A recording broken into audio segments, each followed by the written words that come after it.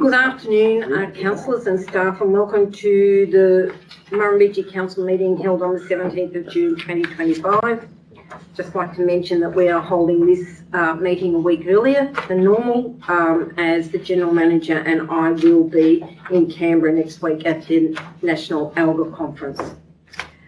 I would like to pay my respects to the traditional custodians of the lands and waters of the Murrumbidgee local government area and to all Aboriginal elders past, present and emerging.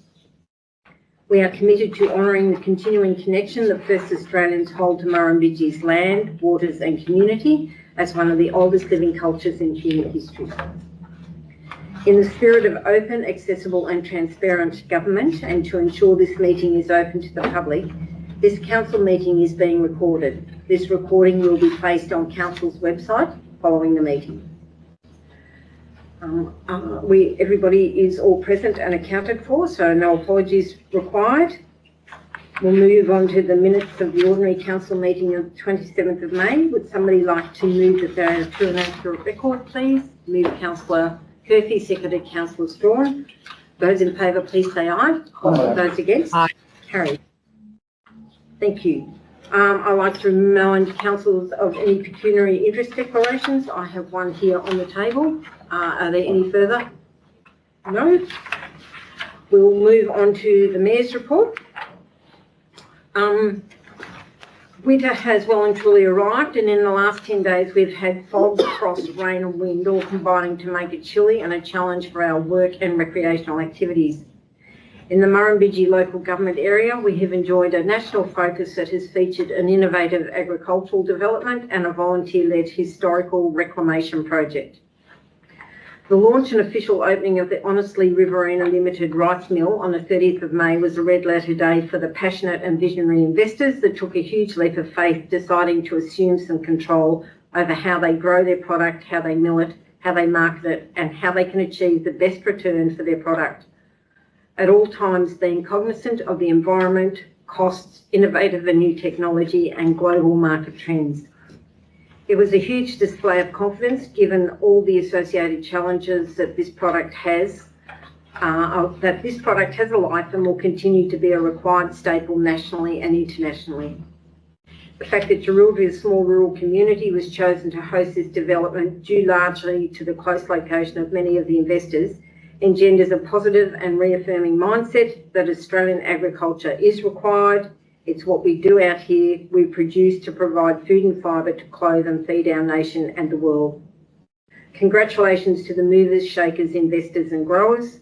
Thank you to council staff who generously assisted the group to make this happen. Thank you to the Deputy Mayor, Robert Black, for officiating on the day, even though his name's not on the plaque. ABC's Landline featured a segment on the official opening, which has been well received far and wide, acknowledging the bold foresight of the group and generously including council support in their telling. Landline were back again on Saturday covering the 150-year celebration of the Toggenmain Woolshed, its open day and gala dinner. It was a wonderful evening featuring bush poetry, a local historian, live music and an informative address by the chair of the committee, Gareth Winter. The volunteer committee's blood, sweat and tears is matched fervently with a passion and vision to preserve an outstanding piece of our region's history. What they've been able to achieve to allow a sit-down dinner for 180 people is remarkable. On the middle of the June night that was bracing to say the least, we were served an amazing meal delivered hot to our tables, and thank you to Tim's Meats Catering for your efforts. They were so very well received. The journey is only beginning for this hardy group of enthusiasts. Councillor Christine Sherwin is one of these, and her roll up her sleeves and lead by example attitude is commendable. I had the privilege of being a guest of honour at the St Peter's Parish Debutante Ball on the 31st of May. This group of 7 beautiful young ladies and their partners were beautifully prepared and trained by Helen Kelly, Jenna Groves and Tom, I think it's Morton. Such a proud moment for the families involved and all the wider Coleambally community. I would like to congratulate the Coleambally Football Netball Club on their 60-year celebrations. From all accounts, it was a great 24 hours had by all. A huge amount of effort goes into organising an event of this size, so to the committee, well done.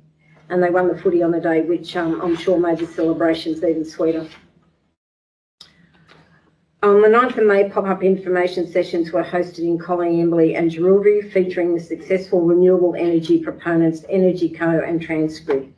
The sessions were well attended and community concerns moving forward were laid bare for further interrogation. The proposed parliamentary hearing into the Water Amendment Act, the Restoring Our Rivers project program set down for Tuesday the 10th of June has been postponed until further advice due to the panel being unable to fly into Griffith because of fog.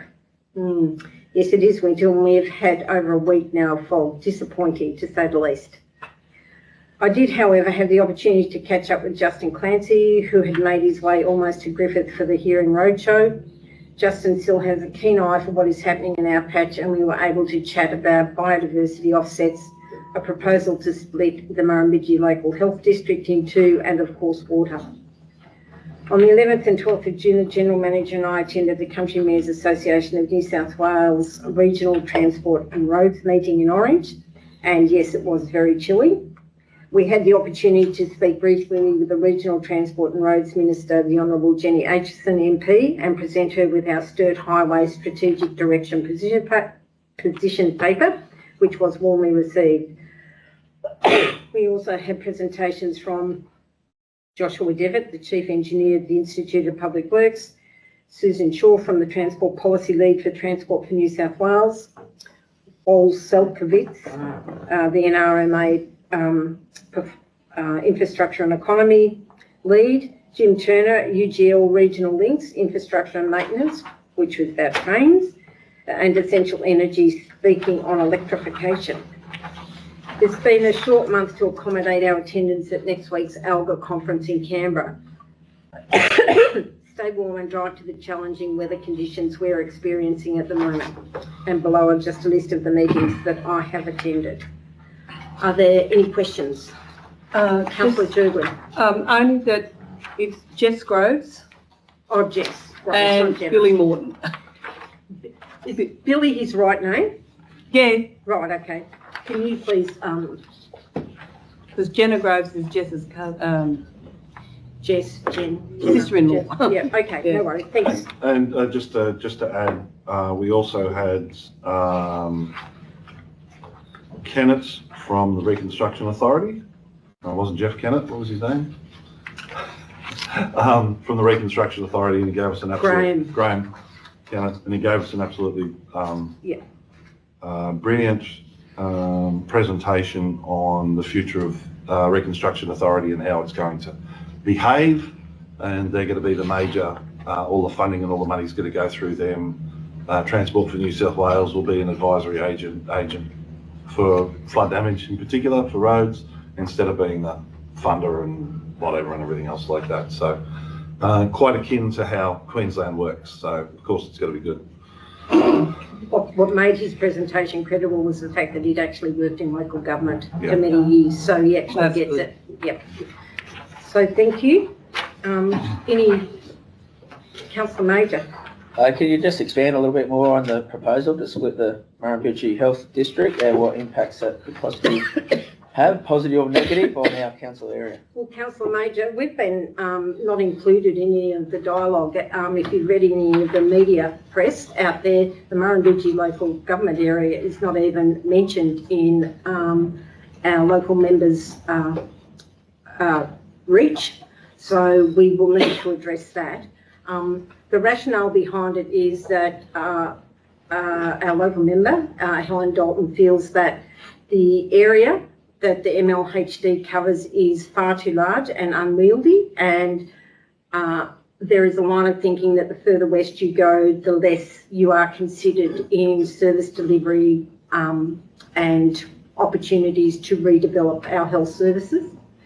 I have also read an article that Joe McGurr has written, and as he quite rightly, I think, pointed out, if you split the MLHD in two, you would just create a whole nother level of bureaucracy, which would in fact take away opportunity for more investment in frontline services. And it's a difficult get. You acknowledge that it is difficult to attract workforce an investment the further west you go, but I don't think splitting the MLHD is the answer. That's my take on it, but I will further explore that with our local member just to ensure that we are actually included in her reach, because we're not at the moment. So the proposal is just by Helen Don, is that what you're saying? Okay. It's Helen so it's Don. not Murrumbidgee Health haven't? No, Murrumbidgee Health don't support it. Right. But it is a proposal, an advocacy proposal taken forward by the member for Murray, Don Dalton. Yeah. So, yeah, stay tuned, because it has had some airspace in the last couple of weeks. So, but we will ensure that Murrumbidgee LGA's communities are included in that reach. Yeah. Any further questions? If not, would somebody like to move? Move Councillor Turfy, seconded Councillor Major. I'll put that. Those in favour, please say aye. Aye. Those against? Carried. Thank you. We'll move on to the item number 1, the General Manager's report, please. Thank you, Councillor McRae. Just a very short report this month for our short month.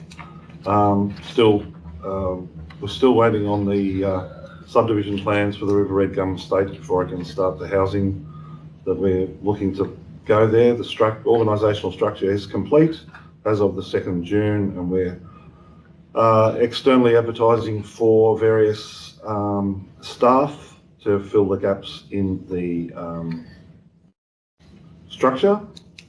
The River Red Gum Estate, all the paperwork is done for Essential Energy. We're just waiting for it to be energised.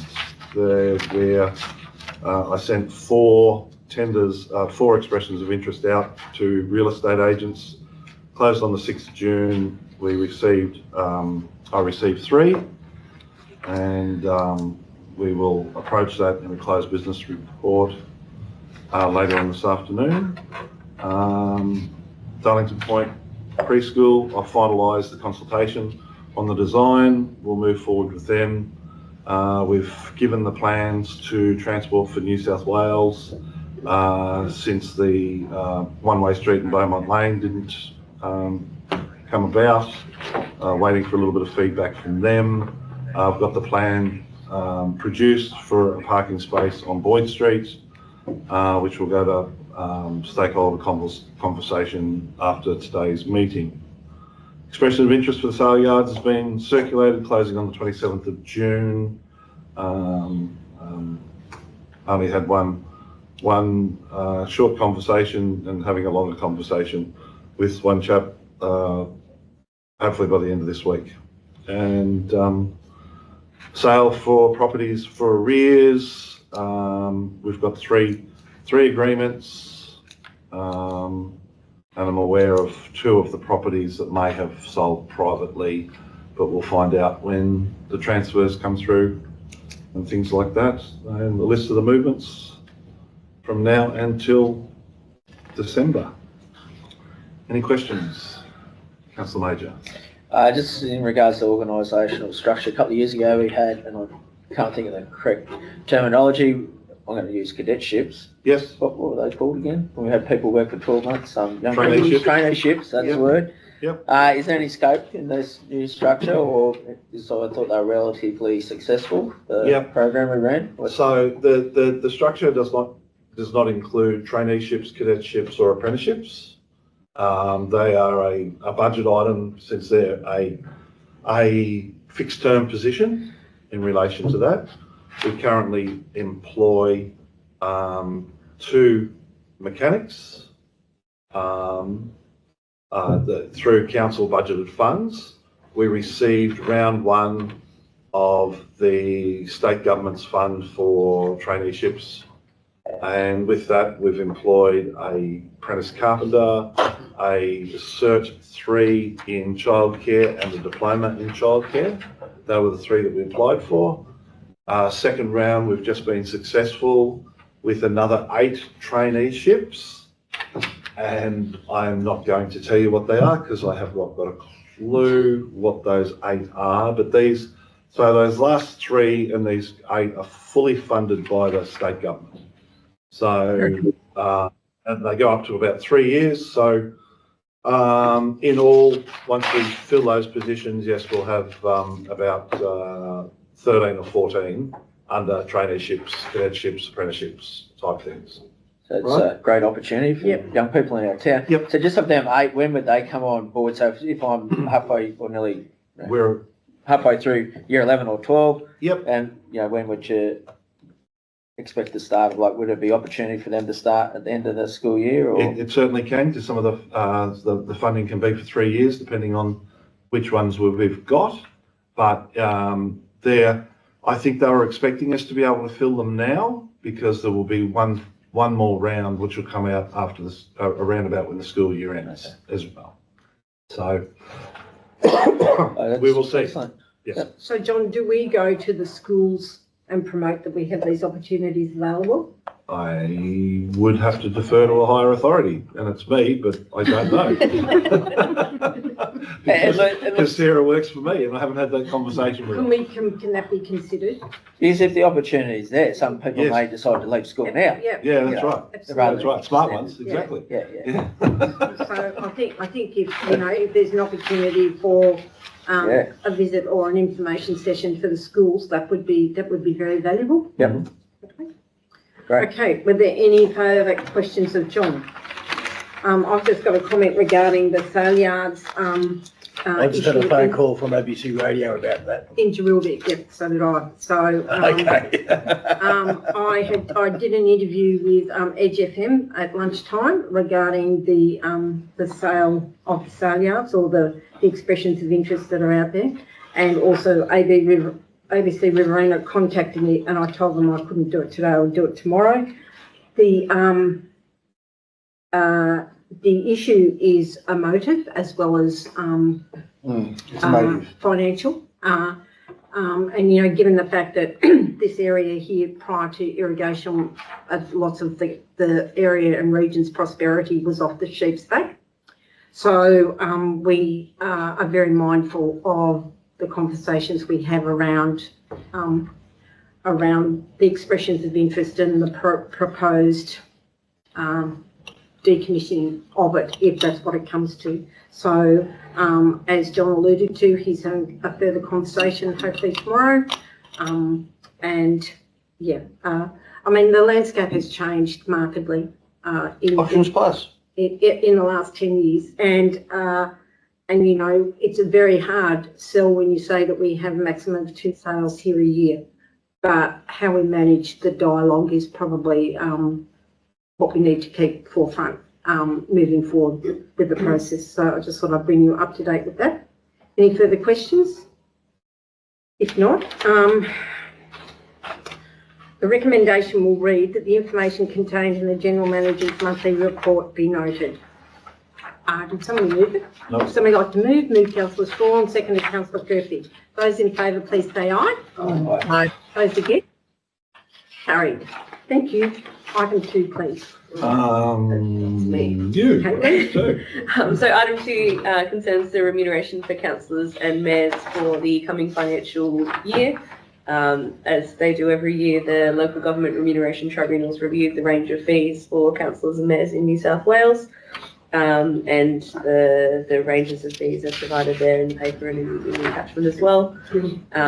Recommendation is that council set the fee at the maximum of that range, as they have done in the past. Are there any questions of Caitlin regarding this report? If not, would somebody like to move? Move Councillor Murphy, seconded Councillor Strawn. And the recommendation will read that 1, pursuant to the S248 in brackets 2 of the Local Government Act 1993, Council set the annual fee level for councillors for the financial year 2025-26 at $13,930. And 2, pursuant to S249 in brackets 3 of the Local Government Act 1993, Council set the mayoral additional fee level for the financial year 2025-26 at $30,390. I'll put the recommendation. Those in favour, please say aye. Aye. Those against? Carried. Thank you. Item 3, please. Thank you, Councillor McRae. This is in relation to the Pig Day Out on the 20th of September 2025. They're looking to close Stock Street and the one in front of the pub is at Punt Street, I suppose, to traffic. Our policy says it's referred to council if it's adjacent to a major road. It's adjacent to Kidman Way. This event's been held for the past couple of years. They're just looking to replicate what they've done in the past. And this, the traffic management plans and everything like that, the traffic control plans will be going to the traffic committee tomorrow, if endorsed by council today. Okay, are there any questions of John regarding this event? If not, would somebody like to move? Move Councillor Black, seconded Councillor Heath. And the recommendation will read that council endorsed River in a Car Rally Pig Day Out on Saturday the 20th of September 2025. Those in favour, please say aye. Aye. Those against? Carried. Thank you.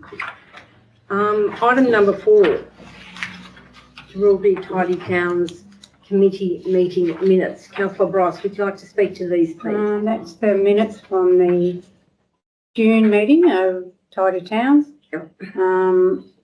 Apart from the few working bees that are coming up with out at the cemetery and then assisting at the B&S ball, our next meeting is not until November, which will be the AGM.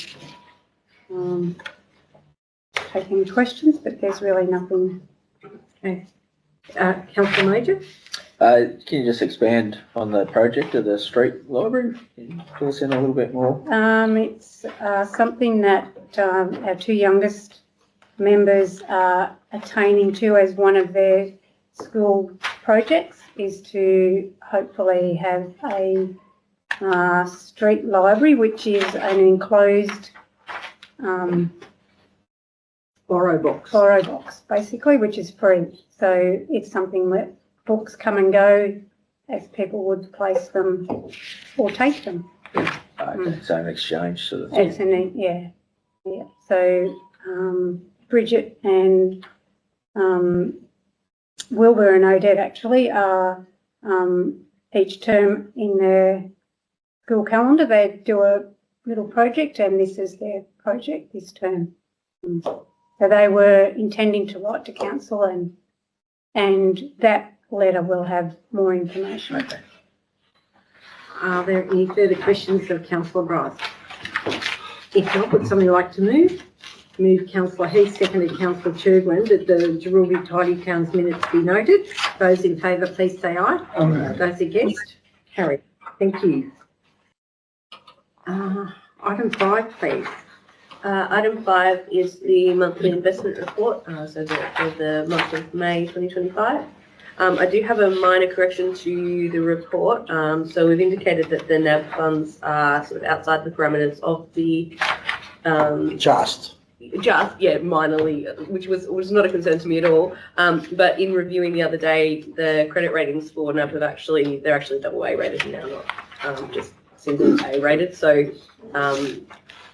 they're not outside by any, which is helpful. So at the end of May, there was just under $25 million invested. As John alluded to earlier, we've just recently put in about to put in an investment of additional $5 million funds that we received in line with the VPA that we have. So that will be subsequent to this report. Otherwise, similar story to previous months. Insofar as the Bendigo Bank investments are still outside of those parameters, and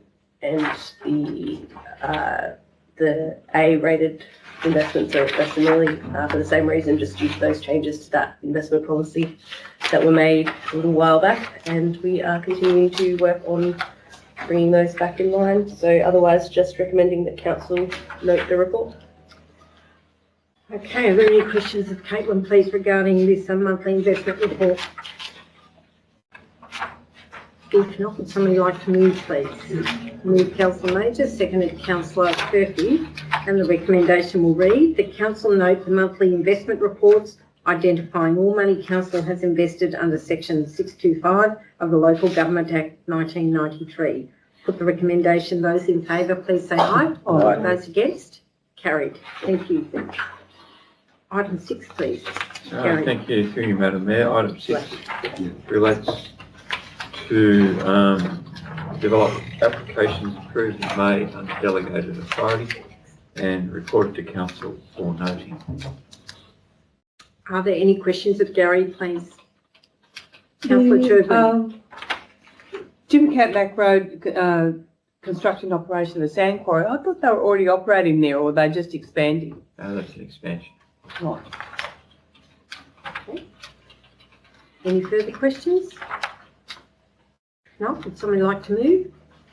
Move Councillor Major, seconded Councillor Churban, and the recommendation will read that the information contained in the development applications approved under delegation May 2025 report be noted. Those in favour, please say aye. Aye. Those against? Thank you. Okay, would somebody like to move that we move into confidential, please? Move Councillor Strawn, seconded Councillor Murphy. Those in favour, please say aye. Those against? Carried.